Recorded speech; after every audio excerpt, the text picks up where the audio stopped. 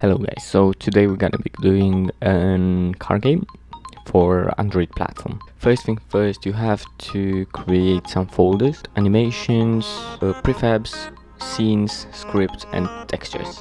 Yeah, so don't worry about the car too much because it's just an asset downloaded from the pack. Anyway, before that I was using just a box to see which one is the player character. Just color it in red. Anyway, what we're gonna be doing today, we just gonna start all of these things. First thing first, draw a cube, set its position, and let's get started. So now let me show you the script for the car controls. You can see I have set up the boundary, so the car will not roll out. In my player characters, I have X main and X max. That means which is minimum and maximum distance the car can travel sideways. Now I'm not using any road or something like this, but I'm just gonna make a 3D object, not sphere, sorry, cube, and then let's put the size 100 by 100. No, just leave it 1 by 100. No, put 500 actually, right, and let's put 300 so you can see it. Right, hit play, and then you see the car, it bounds. Anyway, let me delete this because we're gonna be doing that later on. Now, because we got the boundaries, let's look at the script.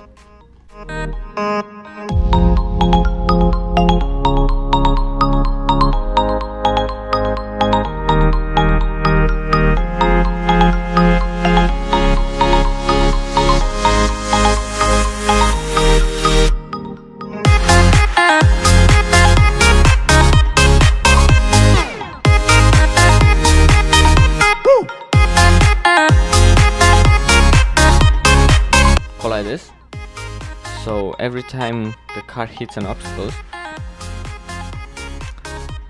we get the debug log, which it says you hit an enemy, and then the screen will just load a new scene, which is scene 3. That means the defeat screen. If the player hits the finish line, it says you have finished the level, and then it sends to the scene that it says actually. Right, so in my scenes I've got let me save that, a defeat screen, main menu screen, and a victory screen. Right.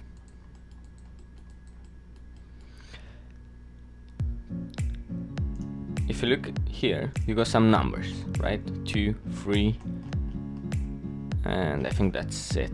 Yeah, 2 and 3 at the moment.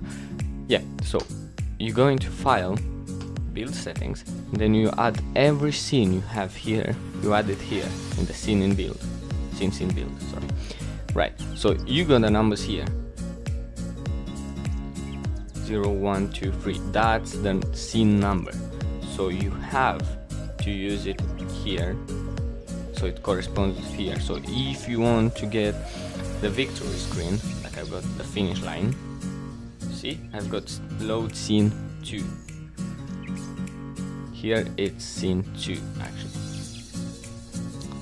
Right, and in any scene, like let's say victory scene, yeah, we've got 2 buttons, next level and main menu. Right, if we hit play, and if you hit main menu, it's gonna send you to the main menu, the start menu. And then if you hit start, you will start the game. Right, how I did this is using 2 buttons. So go new, I and buttons. Right, then you have to create a just a small, really small script. Change on button.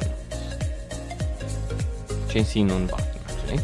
using a public void, define change by any index. You can put any name you want here, using an int, the index, that is the number that I was telling you before. Here is this. So, and then you load the scene as the integer up here as an index, right? You see, then you add them to the button, you press plus, you add the script to the button, you drag, for example, this here, you go to the functions, you see the script, and then you see change by index. But I'm gonna delete that.